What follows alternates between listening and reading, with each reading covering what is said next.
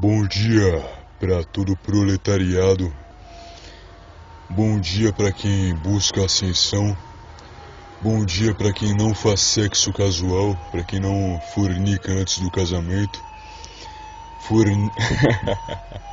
Bom dia para quem treina toda semana. Bom dia para quem respeita as mulheres. Bom dia aí. Datebaiô, ouvinte, esse é o Contraversão segunda semana e estou aqui de novo com Based Viriato. A gente Segundo aos episódio. poucos vai mudar o nome dele, cara. Based Viriato é um nome muito não otaku. A gente tá pensando em um Based Orochimaru, alguma coisa assim que funcione melhor. Qual vai Mas ser o seu? pro futuro. Não, o meu é William mesmo, cara. O que você tem de otaku? Ué, William é um nome otaku. Eu conheço vários Por otakus chamados quê? William na vida real. Não conheço É nenhum só no anime, otaku na só vida no real anime chamado que tem Based William. Viriato. É só no anime que tem William. Essa semana a gente traz aqui um assunto extremamente polêmico, extremamente destruidor de imagens. Por quê?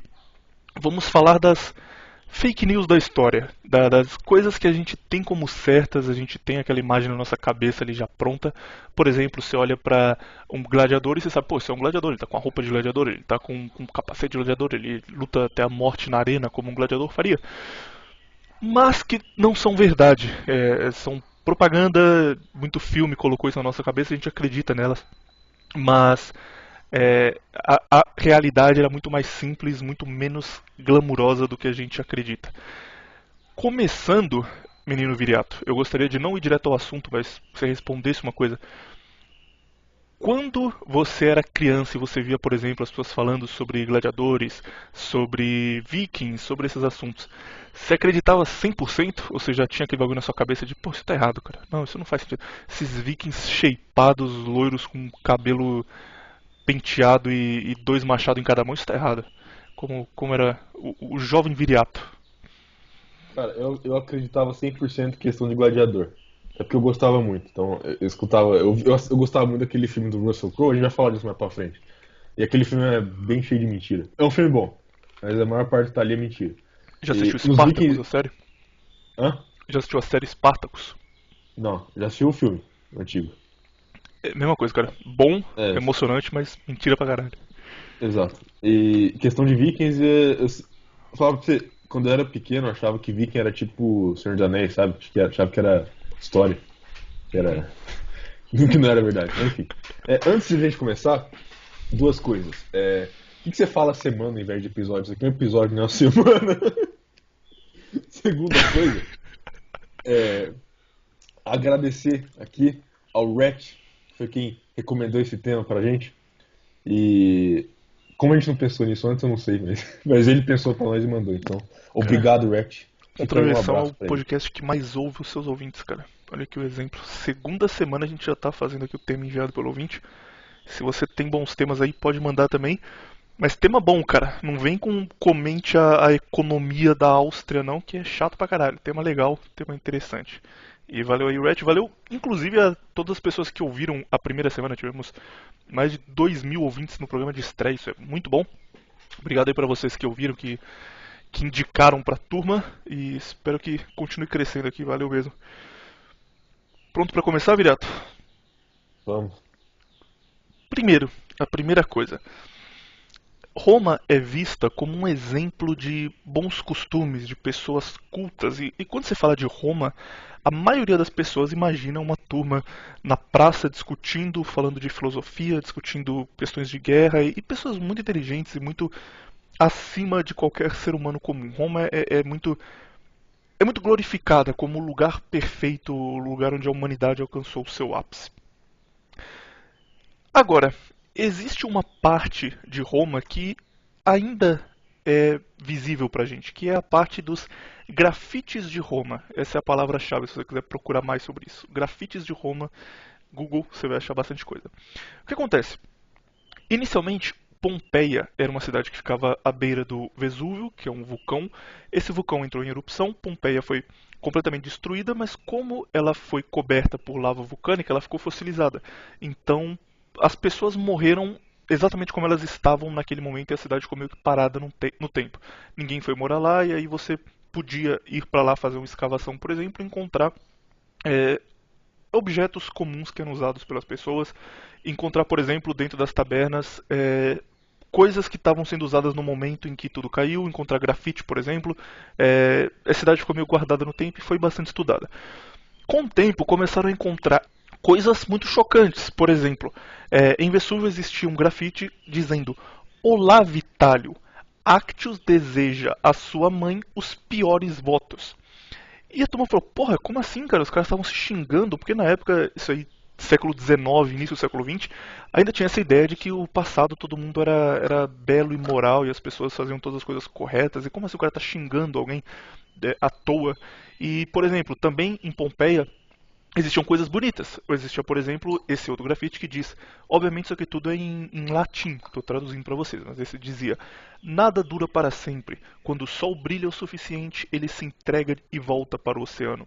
A lua, que está cheia agora mesmo, é crescente. Ventos severos muitas vezes tornam-se uma brisa suave. E aí a turma olhava e falava: pô, legal, isso aqui é o que a gente esperava de Roma, cara, isso aqui é o que a gente espera. Gostamos desse. Mas, no mesmo local, um pouco mais abaixo, está escrito com a mesma letra, com a mesma caligrafia, o que indica que foi a mesma pessoa que escreveu: sou testemunha de que aqui houve felação. E aí todo mundo ficou: porra, o que está acontecendo aqui, cara? Roma é o lugar foda que a gente tinha as pessoas superiores e ultra-intelectuais? Ou é um lugar de gente normal? É um lugar de gente como a gente aqui, nada demais? E aí ficou na cabeça dos historiadores da época como era a vida comum, a vida cotidiana em Roma. E Vesúvio e Pompeia deram esse primeiro detalhe pra gente. Com o passar dos anos, a gente foi tendo mais tecnologia, a gente conseguiu ver microfibras, micropartículas e descobrir mais sobre coisas antigas, perdidas. Então, por exemplo, primeiro nós descobrimos que aquelas colunas romanas tradicionais, que a gente vê hoje em dia, elas são todas cinza, elas eram pintadas originalmente. Existiam rastros de tinta ali que foram perdidos com o tempo, claro, 3.000 anos de história, mas elas eram pintadas. Então, quando você olhava para aquelas colunas inicialmente, cada uma tinha uma cor. Era um negócio muito diferente do que a gente tem hoje em dia, que é uma coisa bem clássica, tudo cinza, tudo monocromático. E aí, ok, já era uma coisa diferente. Continuaram usando tecnologia para tentar resgatar grafites, resgatar coisas escritas e perdidas na história. E em Roma foram encontrados o que eu chamei aqui de grafites romanos, que dizem como era a vida das pessoas na época e como as pessoas se relacionavam entre elas. Então, por exemplo, outros exemplos aqui de grafites romanos. Apolarius, médico do imperador Titus, deu uma cagada aqui. Exatamente isso. Exatamente isso. Ópios, você é um palhaço, um ladrão, um ladrãozinho barato. Você que tava puto com alguém chamado Ópios. Shitpost romano. O próximo. Eu mijei na cama. Admito. Fui errado para aquele que me recebeu. Mas, se me perguntares por quê, não havia penico no quarto. Isso é muito bom, cara. O cara justificando. Falei, calma, galera, tem uma explicação. O outro, esse aqui me tocou diretamente, eu fiquei triste com ele, mas eu vou ter que ler aqui, cara, que é o seguinte. Ele diz: Eprafa, você é careca. Ponto final. Cara, isso só mostra que a história realmente é um ciclo. E as coisas só se repetem. O shitpost hoje é só isso, é grafite romano. Tava se xingando à toa, falando assim, eu mijo na cama. E aí... Porque pensa assim, o cara não tinha muito o que fazer, entendeu? Se ele quer ofender alguém. Agora, se ele só escrever numa coluna e ir embora, tá ali, entendeu? Todo mundo vai ler e ninguém vai saber quem foi. É meio que image board romano, olha só. O bom é, tipo, quando o grafite, a pichação especialmente, começou a ser feita já no século passado, 1960, 70, aqui em São Paulo, os caras falavam: pô, a gente tá inventando um negócio foda, cara. A gente escreve um bagulho no muro e ninguém sabe quem escreveu. Olha só como a gente é genial. Inventando muita coisa. Bem imaginável. Continuando, os dois últimos aqui. Os dois são sobre uma única mulher, mas eles são escritos eles foram encontrados em locais diferentes, então provavelmente não foram escritos pela mesma pessoa. Ou ela era muito odiada e a turma gostava de falar mal dela, ou ela era uma profissional no que ela fazia. Porque um deles diz: Elplia esteve aqui com mais de 2.000 homens. E o outro: Elplia chupa por 5 moedas. ou era uma propaganda, ou a turma tava puto com essa tal Elpli aí e xingando ela pela cidade. E além disso, cara, tem o padrão que você já espera, tem anúncio, gente, tipo, vendo peixe por tantos reais, vendo uma espada seminova, essas coisas comuns que você espera. Uhum, Muita prostituição, muita, tipo, tabela de óbvio. preço e venha em tal Ore- local, tal hora ore- que você vai Orelhão ser de bem centro. tratado, coisa desse tipo, entendeu? Oi, desculpa. Orelhão de centro. Orelhão de centro, cara. Exatamente. As colunas romanas que a gente olha hoje para comprar e fala, pô, que negócio bonito, eram orelhões de centro da antiguidade. Além disso, além da imagem que a gente tem dos romanos de serem uma turma ultra intelectual e não eram, mais alguma coisa que vale a pena a gente falar sobre Roma aqui, cara? Sem entrar em gladiadores. Gladiadores a gente vai entrar em seguida. Primeiro Roma normal. Bom, vamos lá. Primeiro duas coisas. Roma era extremamente urbana. Então, tudo isso aí já era consequência da urbanização. Entendeu? Já era uma cidade entupida de gente. Então, essas coisas obviamente vão acontecer. E segunda coisa que a maior parte desses grafites, você pode ter certeza que foi feito pelas classes mais baixas, entendeu? Foi coisa de plebeu, entendeu? Não foi coisa de patrício. Então, tem que ter uma divisão ali, entendeu? Óbvio que toda a sociedade vai ter esse tipo de gente, entendeu? Não é surpresa pra ninguém. A questão é que, na época de Roma, eles sabiam aonde colocar essas pessoas, entendeu? Ainda existia um sistema formalizado de classificação de pessoas. Então, Existiam castas ainda. exato. Eu não queria usar a palavra casta, mas é isso aí, existiam castas. O cara deu uma puta volta, cara, um sistema formalizado de classificação. É pra não falar casta, porque as pessoas. Olha só, uma coisa que a gente tem que entender aqui é que as pessoas têm certo preconceito. Não é tipo assim, preconceito, mas é tipo um preconceito de palavras, entendeu? E casta é uma delas. As Sim, pessoas concordo. assumem que casta é uma coisa automaticamente ruim, entendeu? Concordo Só que, 100%. só que se você falar de outra forma, ela concorda. Enfim.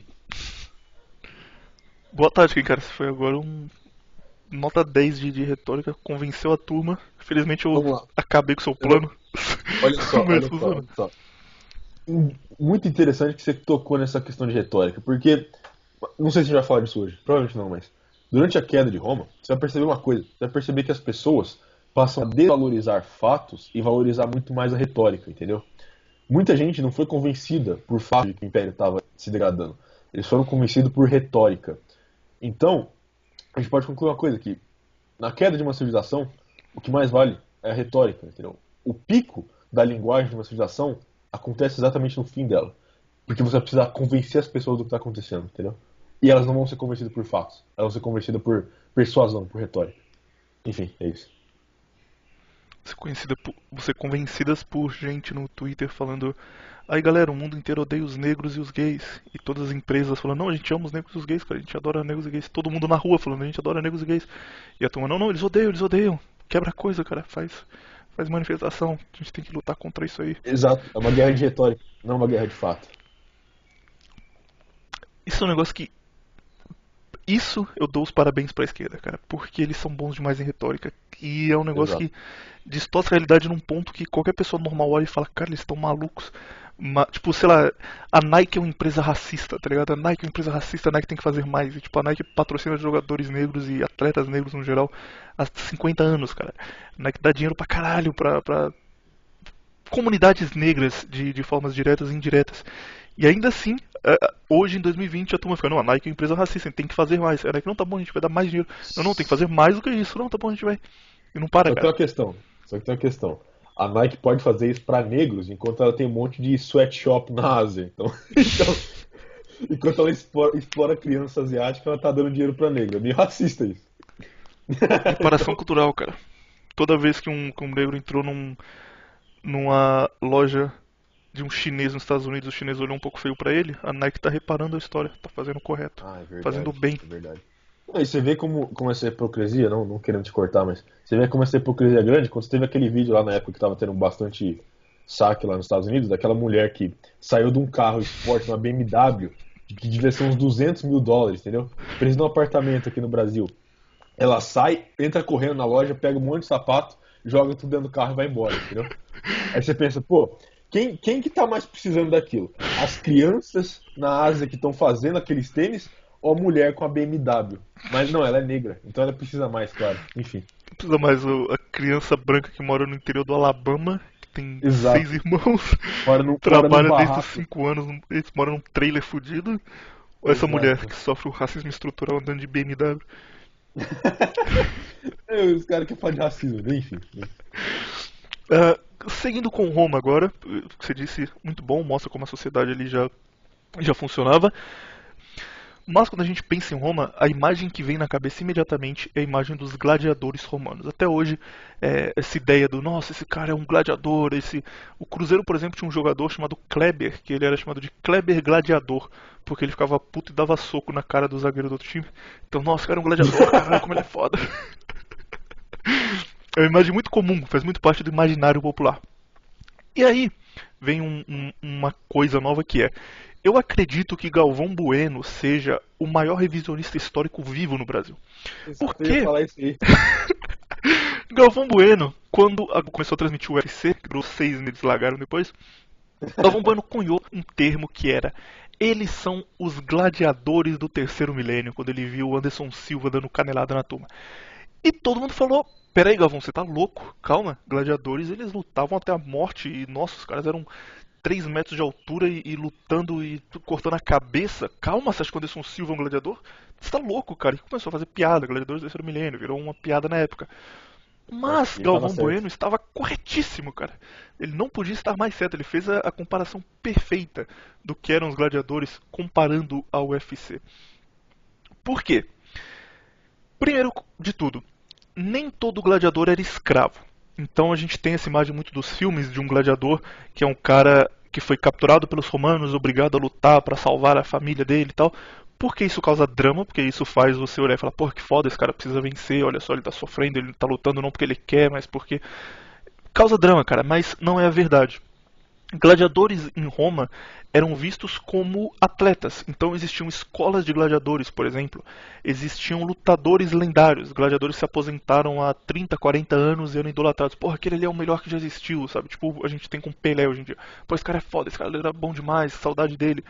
Existia patrocínio. A partir de um ponto onde você estava muito alto, você podia ser patrocinado e aí você mudava o seu nome pro seu patrocínio.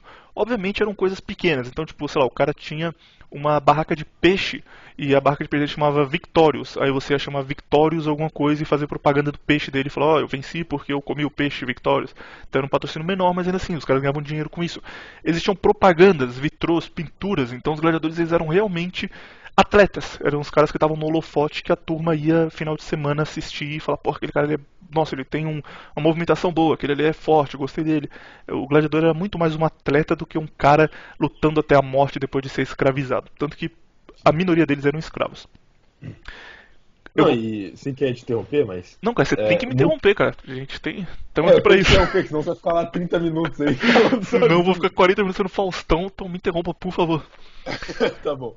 Mas muito da culpa dessa imagem vai de duas coisas, na minha opinião. Primeiro, da mídia, e segundo, de uma visão marxista da história. A gente vai repetir isso aqui várias vezes. Que é essa visão de que a história é sempre oprimido contra o opressor. Por quê? Essa imagem que a mídia sempre passa do gladiador é de que eles eram lá escravos, foram pegos pelos romanos, os romanos malvados davam chicotada nas costas dos escravos e falavam: vai lá lutar e se matar, porque eu quero dar risada, entendeu? Você vê isso muito naquele filme do Gladiador, do Russell Crowe. Eu adoro aquele filme, gosto muito daquele filme. Mas é ridículo isso naquele filme, entendeu? É tipo: toma aqui essa espada e vai lá se matar, morra, entendeu? Não era isso. Eles eram atletas, entendeu? Eles não eram escravos que simplesmente entravam na arena pra morrer, entendeu? E era tipo... você tem várias cenas lá do Russell Crowe matando os caras como se não fosse nada, cortando eles como se fosse manteiga. Isso não acontecia, entendeu? Outro mito, que é... Eu ia falar mais pra frente, eu vou falar agora, pra não esquecer. Que é aquele negócio de quando o cara ganhava, aí tava lá o cara caído, agonizando, aí olhava pro imperador, aí o imperador levantava e fazia um like ou um dislike, assim, pra... Nunca aconteceu Pra isso saber na se ele história. vivia ou morria. Nunca aconteceu isso na história. Tipo assim, se o cara sofria um ferimento, acabou a luta, entendeu? Tinha juiz, entendeu? A luta tinha juiz. Se algum cara sofria um corte, no mínimo, parava a luta. Por quê? Esses caras, até os gladiadores que eram escravos, que eram, sei lá, eu acho que uns 60%, 50% era escravo. Mas mesmo os que eram escravo, a relação que eles tinham com o cara que era dono deles era muito mais semelhante da relação de um lutador hoje tem com o empresário, entendeu? Por exemplo, o empresário vai lá, pega um moleque pequeno que tem um potencial para ser um bom boxeador. Ele vai lá e patrocina o moleque, estimula o moleque a treinar, paga o treino dele, entendeu? É uma relação muito mais semelhante a isso.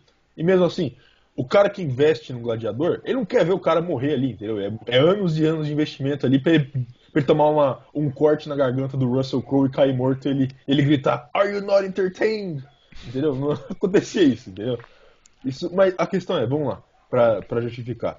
É uma coisa de filme, entendeu? Tem que ter dramatização. Mas mesmo assim o filme passa uma imagem muito ruim do que é Gladiador. Enfim, William, continue. Eu acho que não só de filme, cara. O que você disse sobre isso ser uma visão marxista da história tá corretíssimo. E você agora, ouvinte, olha pra qualquer coisa que você aprendeu na escola sobre história e presta atenção em duas coisas que são muito importantes. Primeiro, o bem sempre venceu. Por acaso, cara. Sempre, qualquer coisa que você aprendeu, Primeira Guerra, Segunda Guerra, qualquer guerra, sempre tinha a Revolução Francesa, a Revolução Russa. Tinha o lado bem e o lado mal, e o lado bem venceu por coincidência. Olha como o mundo é maravilhoso. O bem sempre vence no final. Segundo, sempre esse bem é alguém que sofria, que era minoria oprimida e que precisou lutar contra os seus tiranos e no fim saiu vencedor. Tanto os aliados lutando contra os nazistas malvados, quanto na Revolução Francesa também lutando contra a elite que não dava liberdade. E sempre é isso, cara, sempre é isso. Porque a história é fabricada, porque a história é contada dentro de um molde que não é o molde verdadeiro. Exato. Então, o Gladiador é o exemplo perfeito disso, cara. Eram escravos, aí você já usa isso pra colocar gladiadores negros em tudo que é lugar. Então, gladiadores negros lutando pra elite branca que ficava xingando eles e jogando coisa, e eles falavam, eu tenho que matar o meu irmão aqui. O que é mais o contrário, pra falar a verdade, que a maior parte dos gladiadores que eram escravos eram, tipo, germânicos, eram celtas, eram trácios, eram dácios, entendeu? Cara loiro. Das tribos em volta, exato, era cara loiro, era cara ruivo, entendeu? Não era negro, entendeu? Aliás, você tinha mais caras, por exemplo, do norte da África que tinham gladiadores escravos, ou seja, eram caras de pele mais escura, do que caras que eram, por exemplo, mais germânicos ou mais celtas que tinham escravos, entendeu? Era mais o contrário. Era mais o negro escravizando o branco do contrário, enfim. Uhum.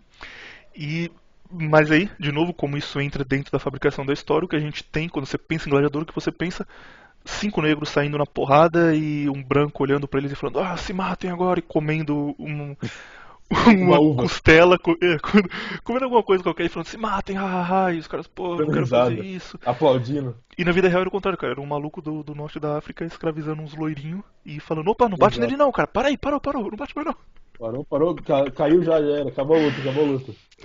Então, continuando aqui, inclusive aproveitar isso aqui pra falar uma coisa, como você pesquisa coisas na internet, presta bastante atenção aqui. Procurar a Wikipedia é ruim porque ela pode ser editada facilmente. Então, realmente não é muito confiável e não tem muito fact-check. As pessoas não verificam o que está lá. Mas a Wikipedia tem uma coisa boa que é a página de referências. Então você abre o artigo que você quer, Gladiadores, por exemplo, desce o artigo, vai em referências e lá vão estar citados os livros que foram usados para falar sobre aquilo, documentários ou filmes. Por que é importante você ver referência assim para procurar o que ler? Porque se você procurar pela palavra-chave, se procurar tipo livro gladiador, vão aparecer 5, 6 livros. Mas pode existir um livro muito bom de outro tema relacionado ali que fala sobre gladiadores e você não vai achar procurando assim. Então, nesse caso específico, tem 2 livros muito bons que vale a pena para você que tem interesse aqui ler. O primeiro chama Enciclopédia Romana, de um autor chamado James Groot. Eu vou deixar na descrição o nome correto. E o segundo se chama Big Screen Rome, da Mônica Cirino. Os dois falam sobre como era a vida comum do gladiador na época e usam referências históricas para explicar por que as coisas eram assim e onde a gente foi perdendo essa visão e criando a imagem mais de Hollywood, especialmente o segundo, Big Screen Rome. Mas isso aqui você acha lá na página de referência da Wikipedia. Se você quer aprender sobre qualquer assunto, cara, você quer aprender sobre vampiros, sobre qualquer coisa que você acha legal, página de referência você vai achar coisa boa e geralmente não é nada muito enviesado porque você percebe pelo título se o negócio é mais a sério ou não. Então, o que a gente está falando aqui veio desse Enciclopédia Roma. Continuando, as lutas não eram até a morte. Matar intencionalmente um oponente era contra as regras, então a imensa maioria das lutas acabavam por exaustão, que é quando um dos lutadores não podia mais continuar na luta. Isso era decidido pelo juiz, o juiz ficava lá acompanhando, igual o UFC mesmo, acompanhava. Se um deles estava muito cansado, ele mandava encerrar a luta e o que estava mais apto a lutar era o vencedor. Se ocorresse uma morte, era julgado se essa morte foi intencional ou não. Caso a morte fosse intencional, o cara realmente quis matar o oponente, ele ou era expulso do carro que ele tinha de gladiador, e o cara não queria ser expulso, porque ele dedicou a vida inteira dele a chegar até ali, ou ele podia ser punido com a morte, se fosse uma coisa muito, muito sangrenta e muito na cara o que ele fez. Mas geralmente a luta não acabava em morte, mesmo intencional ou não intencional, não acabava em morte. Acabava com exaustão, quando os dois estivessem muito cansados. Existia a possibilidade de você desistir, assim como tem no UFC, e você desistia levantando o punho, você levantava a mão e falava, ok, esse cara não consegue mais lutar. Além disso, você não podia acertar um oponente que tivesse lesionado. Se o cara, por exemplo, torcia o tornozelo, você não podia mais bater nele, acabou a luta. Se o cara caísse no chão, você não podia mais bater também. E existiam formas de imobilizar o oponente. Por exemplo, usar uma rede para prender e depois você prendia, o cara perdeu e você não batia mais. Era tudo muito mais controlado do que a gente imagina. Além disso, além das regras, o padrão de vida de um gladiador era muito melhor do que o de um plebeu. Por exemplo, ele tinha dieta balanceada, e essa dieta era garantida pelo dono dele, pelo patrono, e quando ele ia crescendo de vida, ele podia, por exemplo, ter escravas sexuais. Então o cara era um escravo, entre aspas, porque ele cresceu como escravo, ele foi levado para lutar sendo escravo, e se ele virasse um gladiador foda, ele podia comprar escravos e comprar a própria liberdade. As coisas iam muito além do simplesmente ricos oprimindo pobres. Então ele tinha uma dieta boa, tinha cuidado médico antes e depois das lutas, como tinha alguém patrocinando, o cara não queria que ele se lesionasse, todo o dinheiro gasto ali fosse perdido. Então ele tinha cuidado médico, viam se ele estava bem para lutar, acabava a luta, cuidavam do cara para ele se recuperar e voltar a treinar. No fim, gladiadores eram meio que artistas modernos, sabe? Ou esportistas modernos. Era a mesma coisa do Neymar, do Cristiano Ronaldo, de um cara do UFC. Era a mesma coisa. O cara tinha gente por trás apoiando ele ganhava muito dinheiro.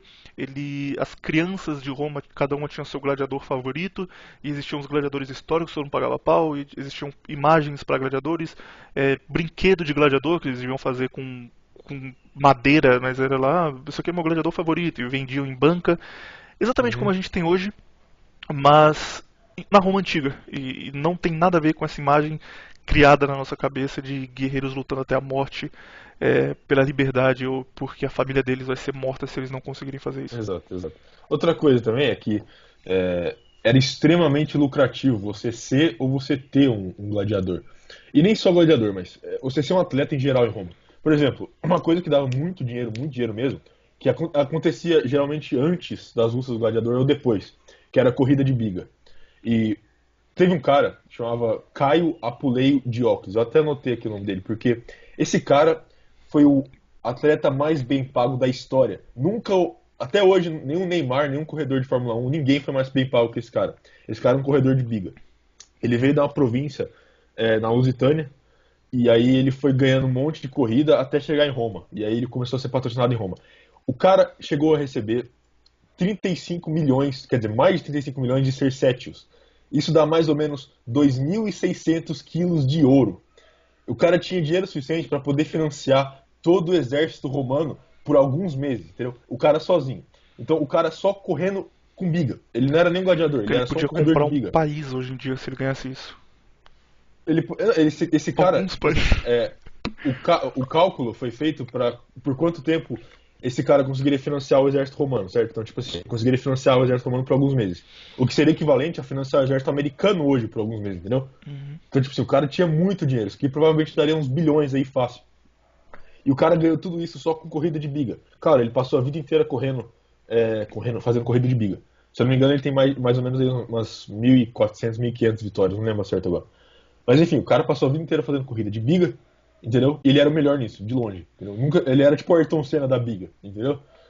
E aí, enfim, só esse cara recebeu tudo isso. Um gladiador, que geralmente era mais famoso que corredor de biga, geralmente pensa o seguinte, pensa no gladiador como um jogador de futebol hoje, e o corredor de biga como um corredor de Fórmula 1. Ele era mais ou menos isso. Mas era a mesma coisa, tinha muito patrocínio em Roma, tinha muito dinheiro envolvido nisso. Não era uma coisa que nem... Não era uma coisa de escravidão, entendeu? Não era uma coisa tipo... E outra coisa, pensa o seguinte, uma coisa que eu lembrei agora que tem muito em filme de gladiador é a população tacando coisa nele, tipo, seu lixo, toma um tomate na sua cara, lá o cara é escravo, que lixão, seu bosta, entendeu? Isso não acontecia, nem um pouco. Os caras eram famosos, entendeu? A população adorava eles. E outra coisa, por que a população ia tacar... Olha só como não faz sentido nenhum. Por que a população ia humilhar o cara antes da luta e depois aplaudir ele e depois voltar a humilhar ele ao mesmo tempo? Entendeu? Você vê muito isso em filme, não faz sentido nenhum. Enfim. Outra coisa que o William falou que ali que tinha muita regra e você não podia matar o cara cair e tal. Outra coisa que o William falou é que tinham categorias, tinham tipos diferentes de gladiador, tinham vários tipos, mas os principais eram, vou citar aqui pra vocês, que era o seguinte, era o Equus, que era um cara que ele usava pila e um escudo pequeno e uma faquinha. O Provocator, que ele tinha um escudo maior, ele tinha um pouco mais de armadura e uma Gladius. O Secutor, que ele tinha um escudo bem maior e uma Gladius também, e tinha um pouco mais de armadura. O Traex, que tinha uma espada curta arredondada e um escudo menor, mas ele tinha bastante armadura. O Hoplomachus, que era um Traex, só que ele tinha uma lança em vez de uma espada. O Retiarius, que acho que é o tipo de gladiador mais popular, que é o cara que ele não usa capacete, ele só tem um tridente e uma rede. E o Murmilo, que é um cara que ele tem um pouco mais de armadura, um capacete um pouco mais complexo, mais bonito, e enfim.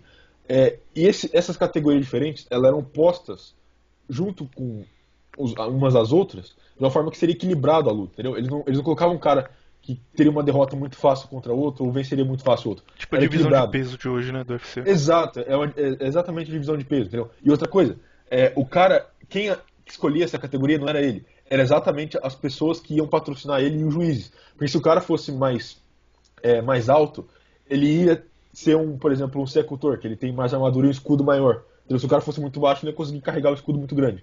O Retiarius, que era o cara que era o único que não usava capacete, ele geralmente era um cara mais bonito, exatamente porque ele usava capacete, entendeu? Enfim, o Hoplomachus, que é o cara que tem uma lança, ele geralmente era posto contra animal e não contra outra pessoa, entendeu? Então ele que lutava contra tigre, contra leão, esse tipo de coisa. E outra coisa que o William não mencionou, até tinha morte nas arenas, entendeu? Principalmente no Coliseu, tinha morte, mas era geralmente em eventos muito específicos, entendeu? E quem morria geralmente não era gladiador. Eles colocavam os gladiadores contra escravos pra morrer mesmo. Era mais um espetáculo disso aí. E também, óbvio, quando tinha coisa contra elefante, contra tigre, contra leão, morria gente, óbvio. Não tem como negar que ia morrer gente. Enfim, mas de qualquer jeito, existia uma categoria divisões específicas, entendeu? O cara não simplesmente começava como gladiador e depois já estava no Coliseu. Não, o cara ia nas arenas de base, por assim dizer, entendeu? Ele ia lutando e subindo de nível e tal, e subindo no ranking. Enfim, era muito mais semelhante como é o MMA hoje. Não é uma coisa de escravo. Acho que a gente esclareceu bem o nosso ponto. Só pra encerrar, a imagem que a gente tem na nossa cabeça de gladiador é: o cara é capturado, é levado pro Coliseu, joga ele na arena com 3 leão e ele se vira. O que acontecia na realidade Exato. o cara começava criança, ia pra uma escola de gladiador, aprendia o básico, ele lutava no interior, uma luta de exibição que não valia, que as espadas eram sem corte, e aí ele saía bem, aí depois ele lutava uma outra luta num lugar um pouco maior, ia crescendo, aí o pessoal falava: nossa, tem um cara ali que tá lutando muito bem, será que ele não pode ir pra cidade? Aí ele ia pra Roma, em Roma ele começava a ganhar espaço, e aí quando ele tava no auge da carreira dele, ele ia pro Coliseu, fazia 4, 5 lutas no Coliseu e aposentava. Tipo, assim era a luta do cara. Era uma luta. Era uma vida normal de um lutador hoje em dia. Não tinha nada desse negócio grandioso de lutar pela vida ou pela morte, não. Uma coisa que você disse aí, cara, que chamou bastante minha atenção é o seguinte: isso aqui é meio louco, não faz muito sentido, mas espero que dê pra você entender e pro ouvinte também entender. Por o cara ser muito bom em um esporte, qualquer esporte, ele tem que se dedicar muito àquilo, tem que praticar muito. E ele tem que ter um corpo bom pra praticar aquele esporte. Então, tipo, se o cara tem 1,50 m de altura, ele quer jogar basquete, ele não vai conseguir. Ele tem que ser pelo menos 1,98, 1,99. Se o cara tem 1,98, 1,99, ele quer ser um jockey bom, ele não vai conseguir, tem que ser mais baixo. Então o corpo dele tem que ser apto pra um negócio.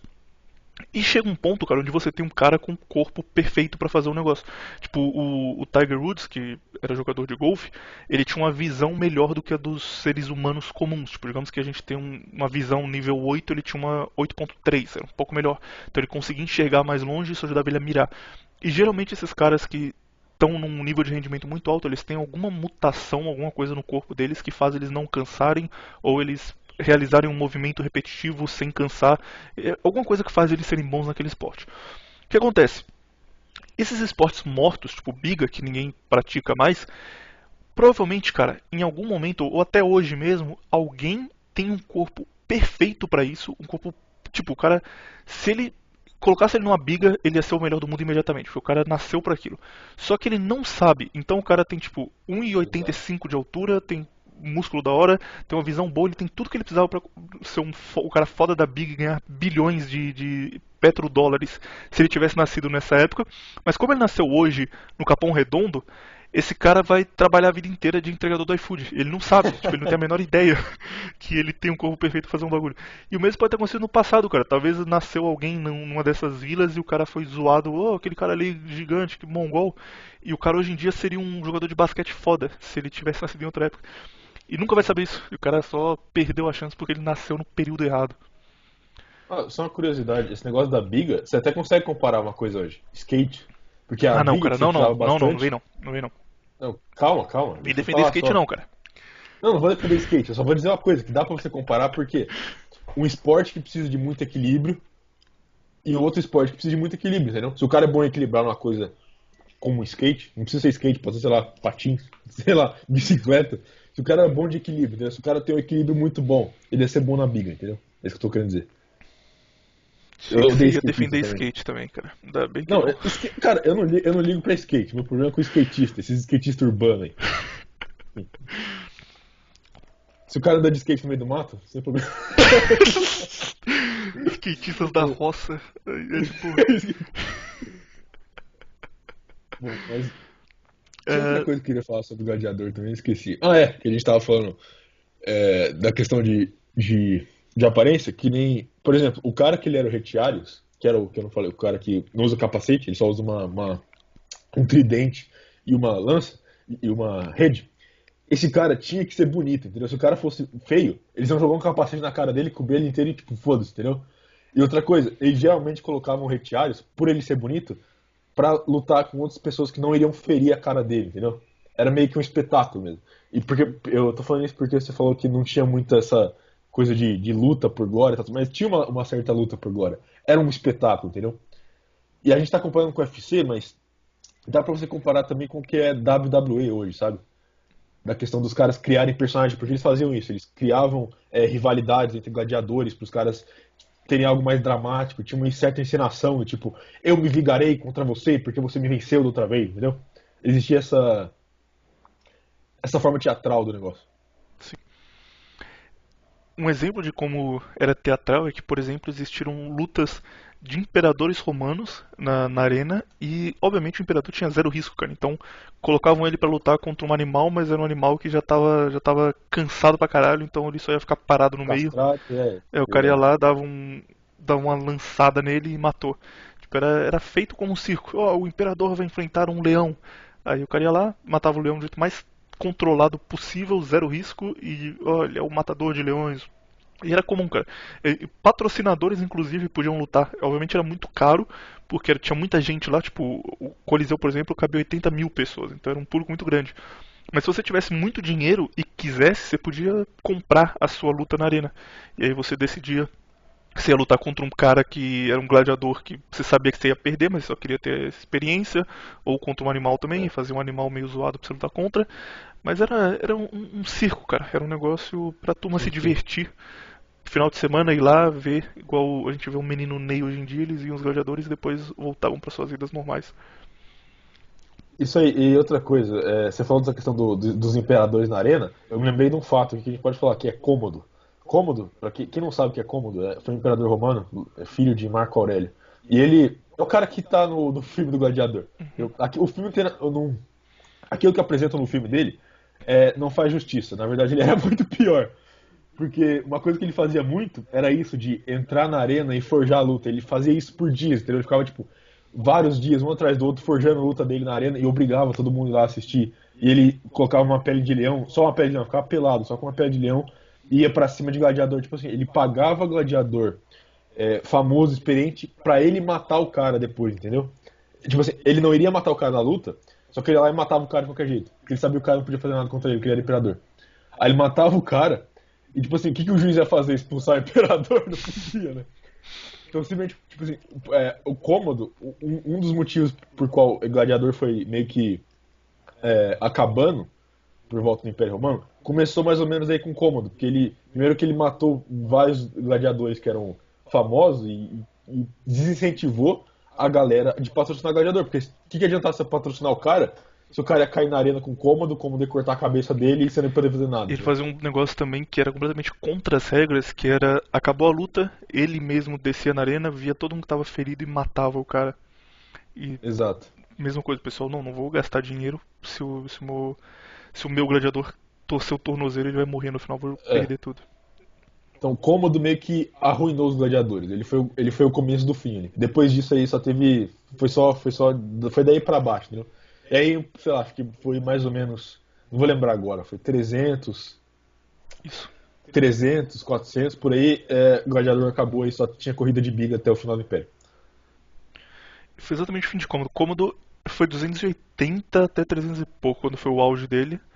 Mas aí depois pegaram o pior período, que foi o período onde a arte de ser gladiador morreu, e colocaram como não sempre foi assim. Isso aqui é o padrão nos filmes. Exato.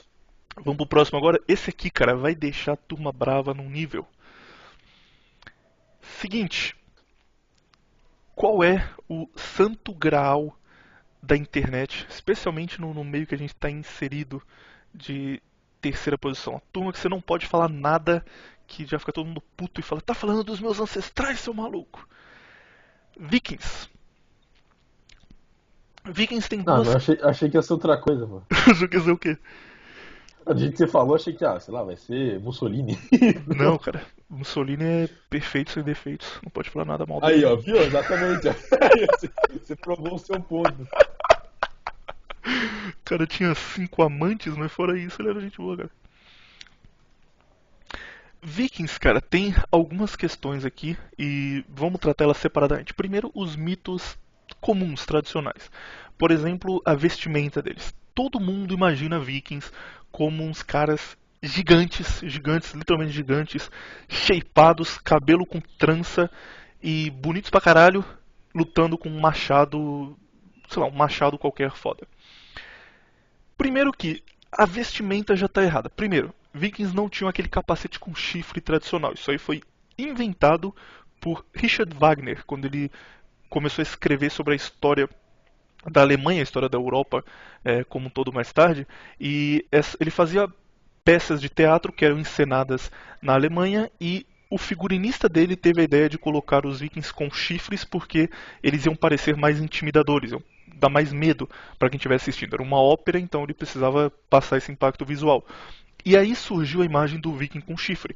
Só que essa imagem foi tão forte na época que as pessoas que escreviam sobre vikings depois, na literatura, escreviam vikings com chifres também, porque essa imagem ficou muito forte. É tipo a imagem do Frankenstein, por exemplo. Você imagina a imagem do Frankenstein aí, o cara grandão com a cara quadrada e um parafuso saindo.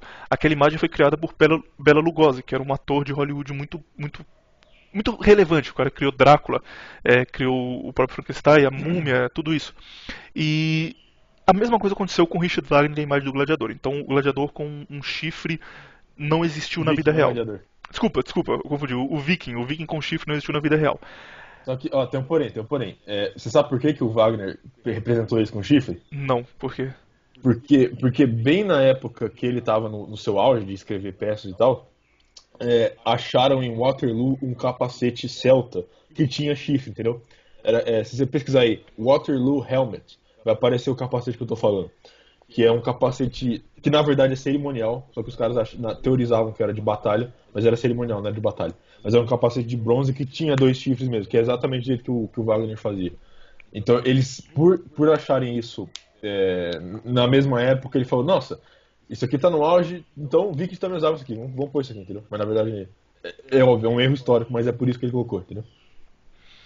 Isso acontece muito na história, cara. Muito, muito, muito. Como as coisas são meio assumidas, alguém encontra um negócio e aí muda toda a visão que a gente tem daquele assunto. Isso acontece especialmente com egípcios. Encontram um artefato de um faraó específico e falam, porra, esse artefato aqui, ele tem tal inscrição, então esse faraó foi um tirano e matou as pessoas e esse artefato é a prova que ele era um tirano, ele era odiado. E aí depois encontram uma outra coisa que complementa aquele primeiro artefato e mostra que ele não era o tirano, que ele era o cara que lutou contra tiranos, então na verdade ele era um herói, e aí muda a visão dele. E ao longo da história, isso acontece o tempo todo, cara. A gente acha um negócio, como você não tem como ter certeza daquilo. Você teoriza, então você pega coisas que você também teorizou anteriormente e encaixa aquilo em algum ponto e fala, ó, peraí, os vikings eram enterrados numa cerimônia no seu barquinho e tal, então se a gente encontrou isso aqui num barco afundado é porque pertencia a um viking, quer dizer tal coisa, e depois você descobre que não, e aí você volta e fala, opa, peraí, então tava tudo errado, eu tenho que reescrever. Por isso você não pode confiar muito, cara. Além de ter o discurso marxista por trás, ainda é tudo uma invenção, os caras tiram da cabeça boa parte das coisas. Então, chifre, né, não era verdade. Outra coisa, isso aqui, o Viriato que me avisou antes de gravar, cara, não sabia. Eles tinham cabelo curto ou cabelo solto por causa de piolho. Não, cabelo curto. Não foi isso que eu falei, não. Você falou que eles não tinham cabelo com trança por causa dos piolhos, então eles tinham que cortar. Eles tinham cabelo longo. Eles não faziam trança. Por exemplo, se você assiste aquela série Vikings, você vai ver que todos eles têm dread, tem um monte de trança complicada e tal. Aquilo é mentira. Eles deixavam o cabelo sempre solto e liso, porque para você poder pentear ele todo dia reto. Porque se você prendesse o cabelo do jeito que eles fazem na série, você subia num barco, quando você chegava no outro lado, você tava com o cabelo infestado de piolho, entendeu? Então, tipo, eles faziam isso exatamente para prevenir piolho. Só que tem a questão, pode perguntar, por que eles não raspam a cabeça? Exatamente o que eu ia perguntar agora. Isso aí é chato pra você. Todo povo, na história, associava raspar a cabeça com escravidão, entendeu? Só escravo raspava a cabeça, só escravo tinha cabelo curto. Em quase todo o povo, os romanos foram o primeiro povo a ter cabelo curto e não ser associado à escravidão. Os primeiros. Porque todo o povo até ali era cabelo curto ou cabelo raspado para escravo, cabelo grande para aristocracia, entendeu?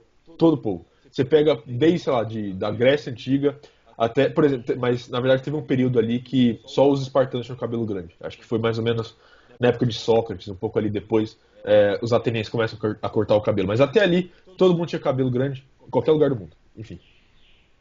É isso aí. Respondeu muito bem a pergunta do porquê eles não raspavam, cara. Faz todo sentido. Além disso, na imagem deles, aproveitando que você entende bastante desse assunto aqui, cara. Na imagem, roupa, tipo, quando você olha pra um viking, você tem a ideia do que ele usaria. O que mais tá errado ali? Machado eles usavam mesmo ou também? Então vai citando aí, mete a Black Pill pros ouvintes. Tá, primeiramente, se você vai no Google Imagens, você pesquisa, eu vou fazer isso aqui agora, Viking, eu joguei aqui Viking, já aparece um monte de mentira, entendeu? Primeiro que só aparece a imagem daquela série. E eu vou refutar o bagulho da série, porque é bom pra usar essa série de modelo, porque quase todo Viking é representado nessa série. Enfim, essa série, você olha o figurino deles, e parece uma gangue de motoqueiros, entendeu? É tudo couro, preto. Porque eu não entendo porque essas séries gostam de preto, de roupa preta, entendeu? The Last Kingdom, Vikings, todas essas séries que tem esse período. Mas não fica feio. Colocar uma cena de chuva, fica. Caralho, olha só que bagulho. Nossa, é tudo preto, tudo cinza. Tá, olha só, primeiramente, a maior parte da história é bem mais colorido do que vocês pensam, entendeu? Bem mais colorido do que vocês pensam. Primeiro que preto era um material muito difícil de você fazer. Era muito difícil você pintar uma cor de preto nessa época, entendeu? Você pintar de azul, de vermelho, de amarelo, era muito mais fácil, muito mais simples, era o que eles faziam, entendeu? Então, já começa por aí. Segunda coisa, você vê todo mundo. Você olha essas porra, não tem, tipo assim, só os figurantes usam lança. Já começa errado por aí. Só os figurantes usam lança. Os protagonistas, às vezes, lutam até de faca. Não faz sentido nenhum. O que você veria nessa época todo mundo estaria com um escudo grande e uma lança. Por quê? Porque você iria lutar, certo? Todo mundo enquadrando ali, escudo com escudo e lança ali. Então, as batalhas eram muito mais entediantes que você pensa. A luta, cara, os caras iam andando... A luta nessa época era em parede de escudo. Então, tipo, juntava uma turma de um lado, a turma de outro lado. Todo mundo colocava o escudo na frente. O pessoal que estava de lança ficava geralmente atrás. Então quem estava à frente ficava só focado no escudo. Essas duas paredes iam avançando, avançando, avançando. Aí tinha uns caras que geralmente eles bebiam muito antes das batalhas. Muito, muito. A ideia é que você já fosse embriagado pra você ter mais coragem. Então tinha uns caras que iam na frente que tentavam quebrar a parede de escudo. Eles iam correndo e pulavam na parede e geralmente morriam rápido. Não iam muito longe. Mas a maioria dos exércitos, e outra coisa importante também, não eram exércitos, esse bagulho de ter 1000 pessoas de cada lado. Eram grupos pequenos, cara, tipo 150, no máximo 200 pessoas. Eles batiam os escudos e aí ficava um empurrando o outro, e o pessoal que tava com lança de trás ficava tentando matar a gente por cima dos escudos. Então o cara pulava e batia, ou ele ficava tentando bater por baixo. Tipo, a morte mais comum nessa época era você estar na parede de escudos, alguém te acertar na sua canela com uma faca, você cair e aí vinha alguém com a lança e te matar. E era um cabo de guerra, você ia se empurrando, aí quando um dos Exato, lados exato. começava a cair muito, eles davam um jeito de partir em retirada, refaziam a parede de escudos, voltavam. Era muito mais parado, era muito mais feio do que a gente vê com os caras girando e dando espadada em volta e abaixava, dava Não. parkour. E é sempre caótico pra cacete. Tipo assim, nunca tem a parede de escudo sempre dura 2 minutos. Aí depois tá todo mundo correndo pro lado do outro, lá, girando. Tipo, aí você tem uma mulher de 1,50 m virando um cara de 1,80 m do avesso, assim, entendeu? Girando ele no ar, fazendo um pirueta. Tipo assim, o que era o negócio? Era escudo com escudo, os caras davam 2 passos pra frente, cutuca, cutuca, vai pra trás. 2 passos pra frente, cutuca, cutuca, vai pra trás. Era isso. Entendeu? Não era esse negócio tipo, eu vou matar todo mundo agora! E todo mundo correndo pra cima do outro, caos pra cacete. Não era isso. Era bem organizado, na verdade. Segunda coisa, cota de malha. Essas séries eu não entendo. Por que não pode ter cota de malha? Cota de malha é um negócio que você tem, tipo assim, desde os celtas pré-romanos, entendeu? É um negócio, sei lá, 200 a.C. já tinha cota de malha. Mas não, eles representam os vikings de couro. Não pode ter cota de malha, é tudo couro. Couro, couro, couro. Engraçado que os caras só usam couro e nunca morrem, né? Que se eles usassem essas roupas que eles usam aqui, eles iam morrer tudo, né? E dura um Porque minuto a batalha. ia durar 1 minuto a batalha. A primeira lança que o cara toma no ombro já era o que o cara ia fazer. Porque a questão é, cota de malha pode não parecer, mas é um negócio muito resistente, entendeu? Então, se toma uma lançada, sei lá, se toma uma lança e a lança não vem muito com força no seu ombro, por exemplo, se tá com cota de malha, você nem vai sentir. É quase que um colete à prova de bala, entendeu? E todo mundo usava isso, né? É um negócio barato de fazer. Quer dizer, era Você não muito precisa de muita barato, coisa. então qualquer um podia fazer. Ficaria pra batalha e Qualquer já. um. Tipo, já É só fazia ferro, exatamente. faz as argolinhas de ferro, junta uma na outra e você faz ali uma cota de malha. Entendeu? Todo mundo tinha isso. Saxão, viking, franco, todo mundo tinha cota de malha, entendeu? E todo mundo usava. Aliás, a única vantagem real que os vikings tinham em questão física era porque eles tinham uma dieta um pouco melhor que a dos outros povos. Porque os vikings eles não eram tão agricultores quanto os outros povos. Os vikings eles eram muito mais pescadores e pastores do que outros povos. Então eles comiam muito mais carne, queijo, peixe e outras coisas. Então eles tinham uma nutrição melhor do que, por exemplo, os saxões que estavam comendo trigo há muito tempo. Outra coisa, para voltar na questão de figurino, que eu falei, era bem colorido o negócio. As túnicas que eles usavam eram coisas bem coloridas, entendeu? Era uma túnica azul, brilhante, assim, com vários detalhes e desenhos vermelhos, amarelo e tal. Não era um negócio cinza que nem você vê eles fazendo. Enfim, é isso aí. Outra coisa também, pra voltar, que nem eu falei, eles não usavam trança, eles tinham barba grande também, mas mesmo motivo, não faziam trança na barba, isso também é mentira. Porque se você fazer trança na barba, é o mesmo problema do cabelo, você vai ter piolho na barba também. Não é? É lógico isso. Outra coisa, pintura. Tem um cara que a gente vai falar mais pra frente, o William vai falar, que é um muçulmano que viajou com certos vikings, e não certos vikings, certos escandinavos. Ahmad E ele reporta Fadalen, o nome dele. Ahmad Ibn Fadlan, né? Sei. Isso. Então, e ele fala sobre pintura. Não era um negócio muito comum. Eles faziam, alguns deles faziam alguns desenhos no corpo antes de batalhas. Semelhante ao que os Pictos sempre fizeram. Mas era pouca coisa. Então, tipo assim, esse negócio de que Viking tinha tatuagem também, mentira, não tinha. Enfim. Falei bastante, falei. Bom, então a imagem dele já está totalmente errada. O visual, a forma como a gente vê eles já está totalmente errada. Mas além disso, a gente sabe muito pouco sobre como eles eram na prática, porque esses povos vikings eles não dominavam muito a escrita, eles não se importavam com isso, para falar a verdade. Por isso aquela piada do cita um filósofo viking, que é difícil achar alguém. Não, Eles estavam. peraí. Eu vou ser advogado do diabo aqui, vai. Primeiramente, viking é um termo errado. Que viking era alguns grupos de escandinavos que iam saquear outros lugares, entendeu? O termo certo é escandinavo, entendeu? Dinamarquês, norueguês, sueco. Viking é um termo errado. Segunda coisa, eles tinham lá as runas que eles faziam e eles anotavam certas coisas em pedra. Mas eles não tinham uma escrita muito bem desenvolvida. Mas cita um Enfim, filósofo continue. viking então. Aí você me pegou. Isso é mais difícil. Mas enfim, Vamos lá, considerado vamos lá, os peraí. outros povos da Europa, eles estavam abaixo nisso, na questão cultural. Será mesmo? Eu acredito que sim, cara. Porque não, vamos lá. Olha só. Você acha escrita uma coisa positiva, William? Eu acho porque você tem que contar a sua própria história. Eles não precisavam escrever nada porque eles passavam tudo oralmente, eles sabiam tudo na cabeça. Eles não precisavam escrever. E aí acabou, Tanto, e a gente não sabe mais que eles existiram. Eles teriam sido apagados da história se não fossem poucos relatos sobre. Não, isso aí foi se eles tivessem ganho, no caso, né? Mas enfim, o que eu tô querendo dizer, só pra justificar a minha mensagem aqui, é que escrita não é algo tão positivo assim. Dando que, se a gente não tivesse escrita, a gente ainda teria uma cabeça muito melhor, porque a gente teria que decorar tudo. Eu acho o contrário, eu acho a escrita importantíssima. E eu pago um pau para pessoas que perceberam que eram importantes, tipo Alexandre o Grande, que vivo ainda ele falou, pô, eu sou foda, as pessoas vão falar de mim, então vou contar tudo que tá Ah, Eu, acontecendo aqui, para no eu futuro acho saberem que escrita, eu existi. eu acho escrita degeneração. Mas, enfim, continue. Continuando, este rapaz, o Ibn Fadalen, o nome completo dele é Ahmad Ibn Fadalane. Ele foi um escritor e viajante muçulmano do século X. A história dele é meio complicada e a gente não sabe exatamente por que ele viajava pelo mundo. O mais aceito é que ele tinha tido um relacionamento com a mulher ou com a irmã, com algum parente de um nobre também muçulmano, e esse cara falou, olha, pra eu não te matar, você pode me oferecer seus serviços. Ele falou, tudo bem, eu te ofereço meus serviços então, porque eu quero continuar vivo.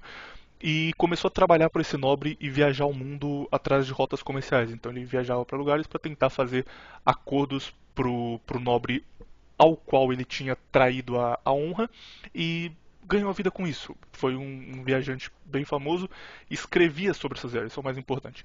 Então ele chegava em um lugar, ele ficava um tempo ali conversando com as pessoas e vivia a vida naquele ambiente por um tempo e escrevia diários dessas viagens. Esses diários são bem famosos, alguns deles são traduzidos para português inclusive. E este rapaz foi quem escreveu a melhor definição dos vikings na época. Isso tem muito valor porque é contemporâneo. Ele não escreveu 200 anos depois ou 1000 anos depois encontrando artefatos que foram deixados. Ele escreveu na época em que aconteceu. Ele saía na rua, via os vikings Convivendo. ali, escrevia sobre eles. Tem uma coisa que eu gostaria de novo que o Viriato falasse aqui, tomasse à frente, que ele manja bastante desse assunto, que é esses vikings que o Abni teve contato, quer dizer, que o Ibn teve contato, não são os vikings clássicos, digamos assim, eles são Rus, né? Pode explicar a diferença antes Sim. da gente ir pro texto deles?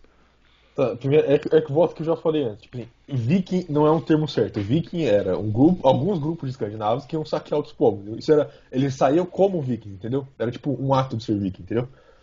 Então, tipo assim, os Rus e os Varengi, que eram os povos escandinavos que o Ahmad entrou em contato.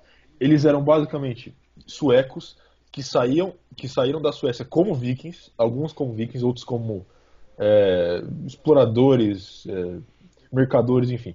Eles saem da Suécia e eles vão pro leste, eles vão pra terra dos eslavos. E lá eles saqueiam os eslavos, eles dominam os eslavos, enfim. Mas eles ainda mantêm a sua cultura escandinava, entendeu? Alguns viram líderes entre os eslavos, alguns viram aristocratas dos eslavos, mas eles ainda mantêm a cultura escandinava, no caso. Então, esse é o relato que ele tem. Ele tem o relato de entrando em contato com esses caras. Esses são os russos. Os Varengi são um pouco diferentes. Quer dizer, eu não sei como é que fala em português, é Varagians, mas acho que é Vareg. Em Vareg ou português é Vareg, alguma coisa. Varegues. Então os Varegs. Os Varegs, eles eram escandinavos que basicamente viajavam bastante. Eles meio que, por serem de uma certa forma quase que nômades, eles meio que desenvolvem uma cultura própria deles, mas eles ainda eram escandinavos. Eles vão até o Império Bizantino e lá eles formam. Eles não, né? O Imperador Bizantino forma a Guarda Varengue com esses caras, porque o Imperador Bizantino precisava de uma guarda que fosse independente, que não tivesse laço com nenhuma outra família, nenhum outro político da região. Porque como tinha muita intriga, ele precisava de uma força que fosse 100% leal ao imperador. Então ele pega esses estrangeiros, que não tem laço com ninguém, e forma a guarda Varengue, que muita gente conhece. Alguns não, mas muita gente conhece como a guarda do imperador bizantino. Enfim, esse cara, o Ahmad, ele tem contato com esses dois povos, e os relatos deles sobre escandinavos, não sobre vikings, ok? Sobre escandinavos, são sobre esses dois povos. Quer dizer que esses dois povos não são vikings? Não. Tinha alguns caras que já foram vikings entre eles. Só que, na maioria, eram só escandinavos, entendeu? Enfim, continuei. Eu vou ler o texto dele e você comenta o que aqui é importante, o que não é, e comenta só o texto, beleza? Vai lá. Começando, primeiro, fisicamente. Segundo o texto do Ahmad, isso aqui foi escrito em forma de diário, tá bom? Por isso ele dá detalhes que ficam meio abertos, mas porque era para ele ler no futuro. Ele não pensava que isso aqui seria lido 1000 anos depois. Fisicamente ele diz que eles são altos, loiros e de pele dura, muitos tatuados dos pés à cabeça. Suas mulheres são altas e com um corpo sem muitas curvas atrativas, ossos da face proeminentes e falta de higiene constante. Isso aqui é. Ele não entra muito em detalhe da vestimenta que eles tinham. Um pouco depois ele diz que eles sempre andavam armados, que eles tinham pelo menos uma faca com eles o tempo todo, mas é porque eles estavam em um território que era de certa forma hostil, apesar de ser um centro de comércio, não era o território deles, Mas isso era comum até. Isso era comum. Oi? É o que chama de CX. Eu não sei como é em português, acho que é saxo em português. Que é uma faca que você carrega tipo, na lombar aqui, sabe? Uhum. É uma faca que você carrega ali. Mas é basicamente utilitário, entendeu? Pra cortar coisa, cortar carne, pão, enfim. Eu acho que ele ficou chocado porque ele não estava acostumado com isso, a cultura que ele veio não tinha, mas Exato. nada demais. Tipo, ele só dá uma ênfase que não precisava. Agora, sobre a vida dos caras e como eram esses Rus, não vikings, tô me segurando pra não falar viking de novo, como era a vida desses Pode falar, ué. Abre aspas. Eles são a raça mais suja que Deus já criou. Não se limpam após suas necessidades nem se lavam. Não são mais do que asnos selvagens. Eles vêm de seu país no norte, ancoram seus navios no rio Volga e constroem grandes casas de madeira em suas margens. Seriam, tipo, favelas aqui. Em cada uma dessas casas vivem 10 ou 20 pessoas mais ou menos. Cada homem tem um sofá onde se senta com as lindas garotas que tem à venda. Aqui é provável que ele desfrute de uma delas enquanto um amigo observa. Coquismo já desde essa época. Às vezes, vários deles estarão assim engajados, cada um em uma visão completa dos outros. De vez em quando, um comerciante vai a uma casa para comprar uma garota e encontra seu atual mestre desfrutando dela. Todas as manhãs, uma menina vem e traz um balde de água e coloca-a diante de seu mestre. Nisso, ele passa a lavar o rosto e as mãos e depois o cabelo, penteando-o sobre o vaso. Então, ele assou o nariz e cospe na banheira, transportando a sujeira para a água. Quando ele termina, a garota leva a banheira para o homem ao lado dele, que faz o mesmo. Assim, ela continua carregando a banheira de um para outro até que cada homem assoe o nariz e cuspa na banheira e lave o rosto e o cabelo com a mesma água. Comentários sobre esse trecho aqui. Delícia. Bom, primeiramente que o que acho que, voltando ao que eu falei antes, a questão da tatuagem. A maior parte disso aí era pintura, não era propriamente tatuagem, como você pensa hoje, sabe? Como que fala? De você Era enfiar a permanente, tinta na pele. Exato, era mais pintura corporal.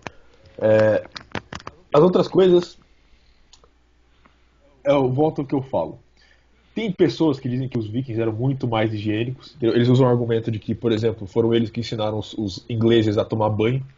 O que eu acho um pouco estranho, porque, parando para pensar, os ingleses, principalmente os anglo-saxões e os jutos, são quase que o mesmo povo que os escandinavos. Então, se eles não tomavam banho, por que os escandinavos tomavam, entendeu?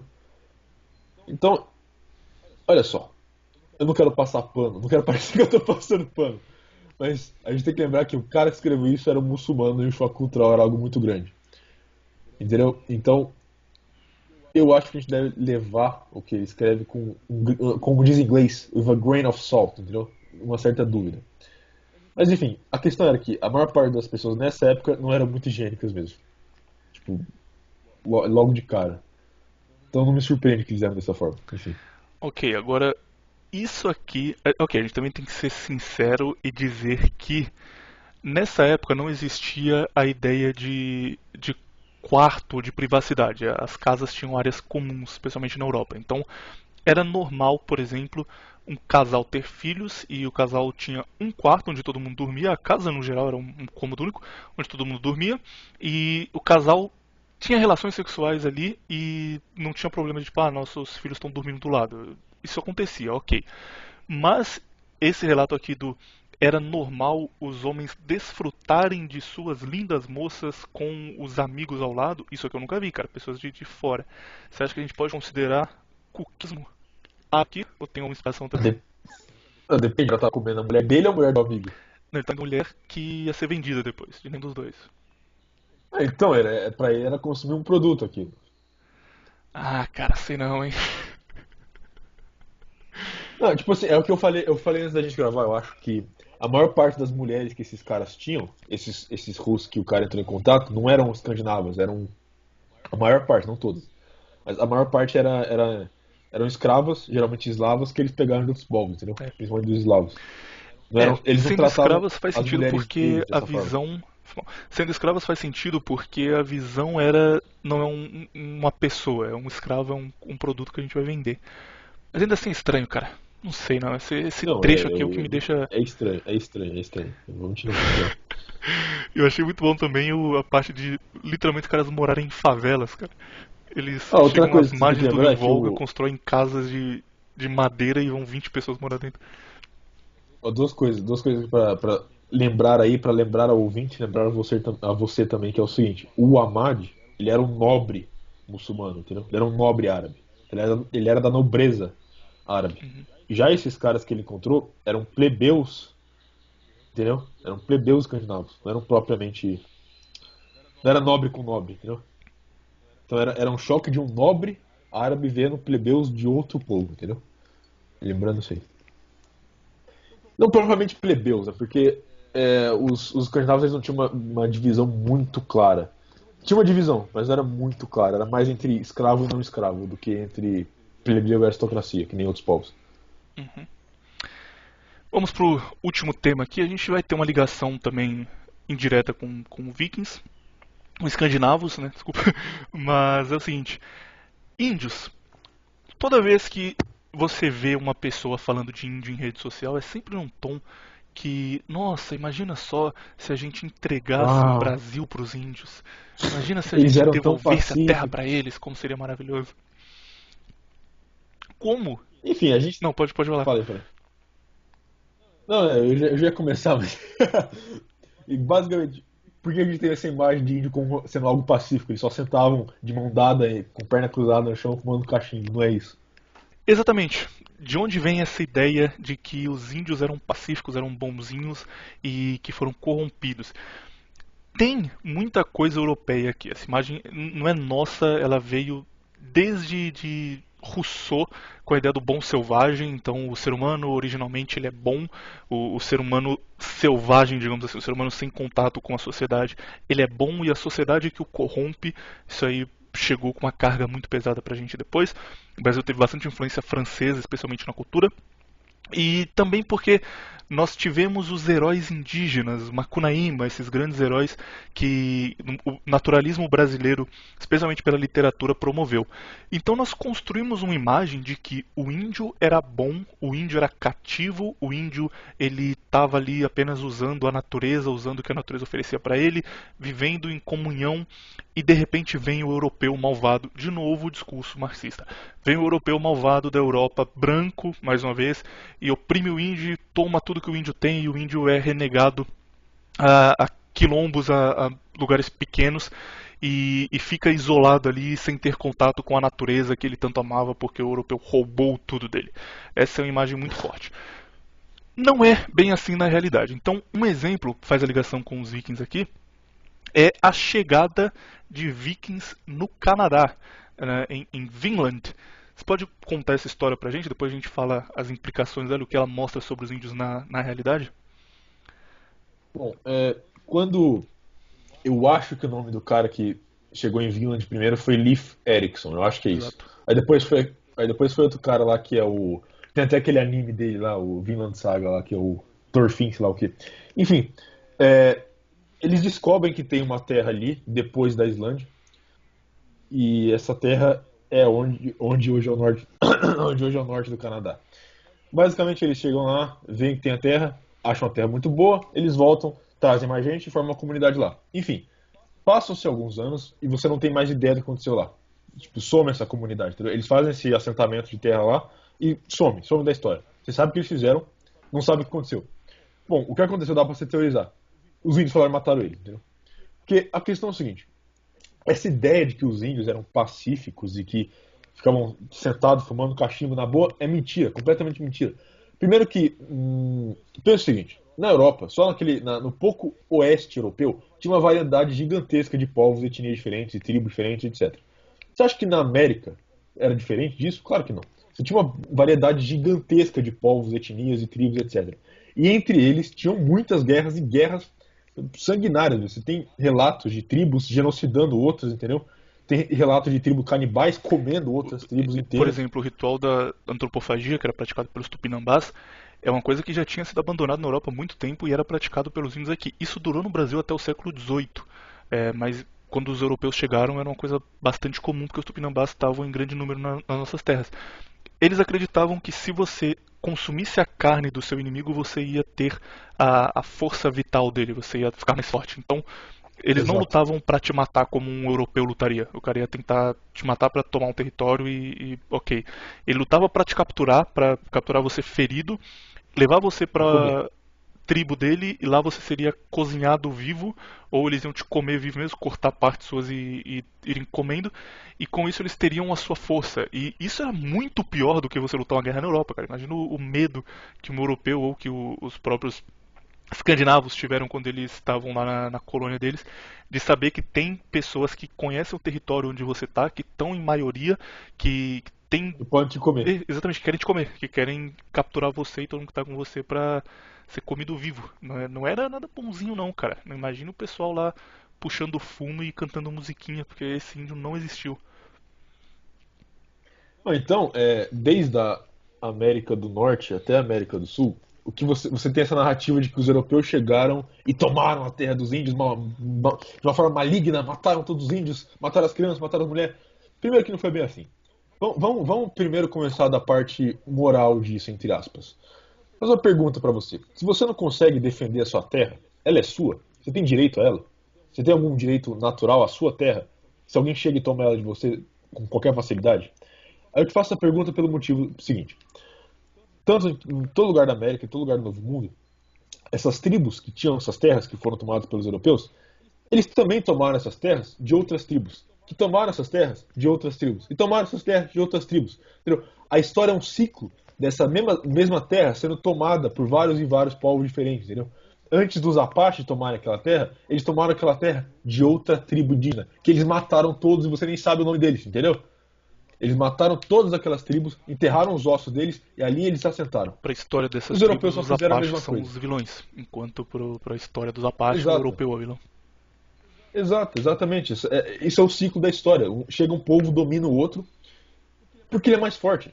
Se você não consegue defender a sua terra, você vai ficar impondo a sua moral num povo mais forte porque ele te conquistou. Defenda a sua terra e a terra é sua, não é? Enfim. Agora, a questão é a seguinte. Em todas as Américas, você dá para você definir três grupos diferentes de índios. Quer dizer, três grupos diferentes de reações à chegada do europeu. O primeiro é o mais comum, que é os que sobreviveram, que é os que fugiram. Eles viram os europeus e fugiram. Fugiram para dentro do continente. O segundo é os que foram assimilados. Os que começaram a lidar com os europeus, e aí os europeus começaram a se misturar com eles foram assimilados e hoje não existem mais, mas ainda tem um certo resquício genético deles. Porque se você pega, por exemplo, o brasileiro médio, ou o americano médio, o canadense médio, eles vão ter sempre algum DNA, pelo menos indígena. Nem todos eles, né, mas a grande maioria tem algum DNA indígena, que é dessas tribos que foram assimiladas. E o terceiro grupo é o grupo que lutou contra os europeus e foi genocidado, entendeu? Então, desses três grupos, qual que você vai dizer que é o mais inteligente? Óbvio que é o que fugiu, que eles ainda existem, entendeu? E hoje não só eles existem, como eles têm Hilux, eles têm short da Adidas, eles têm dinheiro seu que eles pegam da Funai. Cobra um Então, pedágio. realmente, esse aqui cobram pedágio. Então, os que fugiram, de longe, os mais inteligentes. Mas, de qualquer forma, não existe esse negócio de índio bonzinho. Antes dos europeus chegarem, o que vocês acham que eles estavam fazendo? Eles estavam se matando. Os europeus só entraram no meio da briga, entendeu? Acho que Enfim. dá pra gente cortar até a história em mais pontos. Primeiro, a imagem de que o índio é um coitado, de que ele estava só vivendo em comunhão com a natureza e foi atacado. Não é verdade. Existiram comunidades indígenas grandes, especialmente na América Central. Os astecas, por exemplo, eles tinham uma civilização que chegou, segundo a aproximação, a gente não tem certeza, mas chegou a mais de 2 milhões de habitantes, considerando todo o Império Azteca. Era muita gente. Os astecas tinham separação, por exemplo, de comunidades mais agrícolas, que era tudo bem separado, eles plantavam, pagavam imposto para a capital. A capital chamava Tenochtitlan, se eu não me engano, e a capital garantia que as pessoas que eram dos lugares mais de batalha que estavam protegendo ali as fronteiras não morressem de fome, então era tudo bem organizado. Eles tinham ali uma organização social muito grande. Por quê? Porque eles estavam em guerra constante com outras tribos, eles precisaram desenvolver isso. Quando você tem a ideia de que o índio é um coitadinho, de que o índio estava lá só vivendo no meio do mato, você não tem a visão de que foi uma luta justa, que foi uma luta entre uma civilização europeia e uma civilização aqui, que ambos não estavam em pé de igualdade, porque o europeu estava muito mais evoluído tecnicamente, estava mais preparado para a guerra, mas uma luta justa no sentido que ambos tinham como se defender e ambos lutaram como puderam. A gente corta aí já essa imagem de que os caras eram coitados e foram massacrados. Segundo, a ideia de que todo europeu era malvado, todo europeu veio aqui para escravizar, para roubar as pessoas. Também não é verdade, porque europeus no geral tinham a ideia de que existia o paraíso em algum lugar na Terra. Isso durou muito tempo. Tarzan, por exemplo, fala sobre isso, o Mundo Perdido fala sobre isso. Eles acreditavam que em algum lugar da Terra existia o Éden, e o Éden, de onde Adão e Eva foram expulsos, podia ser redescoberto. Então, se a gente chegasse no Éden de novo, a gente teria um contato maior com Deus. E era muito comum para os europeus da época olhar para a América do Sul como o Éden, como o local onde Deus criou tudo, onde Deus deu origem à vida e que estava perdido até então. Por isso vieram tantos padres missionários para cá. Por isso José de Anchieta, por exemplo, fala dos índios com aquele tom de admiração, aquele tom de, nossa, eles vivem aqui de uma forma que nós podemos até aprender melhor como viver com a natureza, nós podemos ficar mais próximos do Criador. E eles têm essa visão de que eles têm que redimir os que vivem aqui que não são cristãos ainda, porque para eles os povos que viviam aqui não eram inimigos, eram povos que eles até admiravam de certa forma e acreditavam que eram mais próximos do divino do que eles mesmos eram, pela visão de que o Éden estaria em algum lugar perdido e que poderia ser encontrado na América do Sul. Além disso, a ligação entre índios e europeus não era esse bagulho de estar guerra o tempo todo, os caras estarem sempre se matando. Existia muita parceria, assim como existiam entre europeus e africanos que vendiam africanos capturados na costa para serem usados como escravos no resto do mundo, especialmente na América. Aconteceu o mesmo com o índio. Então existia, por exemplo, a imagem de índios que trabalhavam para os europeus. E geralmente eles trabalhavam em troca de bebida. Isso passou a ser um problema, inclusive, que José de Anchieta não, porque ele não pegou esse período, mas pouco depois os jesuítas contavam que era uma questão social a bebida para os índios, porque os caras bebiam o dia inteiro e eles ficavam à noite andando pela floresta e começando incêndios e causando baderna e pedindo mais bebida, e virou um negócio meio que, calma, a gente vai dar bebida pra vocês se vocês nos ajudarem a encontrar uma trilha aqui no meio da mata. E os caras queriam mais e atacavam as pessoas que até pouco tempo atrás eram amigas deles, estavam numa parceria porque eles queriam beber mais. E o alcoolismo indígena foi uma questão muito grande.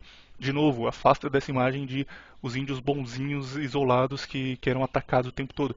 Então era muito mais uma relação de troca entre índios e europeus, e que quando expandiu para a guerra, ok, o europeu tinha muito mais tecnologia, mas ao mesmo tempo o índio tinha muito mais gente.